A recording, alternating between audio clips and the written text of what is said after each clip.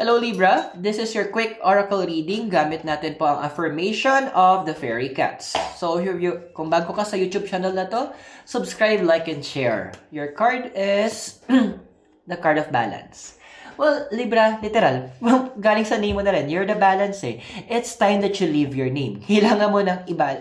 You need to also look at things from a different perspective. May kasabihan nga eh, there's always two sides of a story.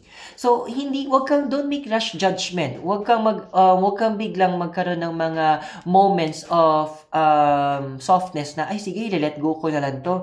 Or, papakinggan ko to, paniniwalaan ko to.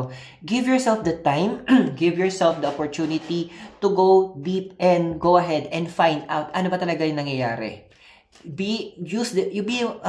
Doon yung hayaan mo magkaroon ka ng deliberation muna before you make any important decision. I hope the reading was able to help you, and I'll see you on the next video.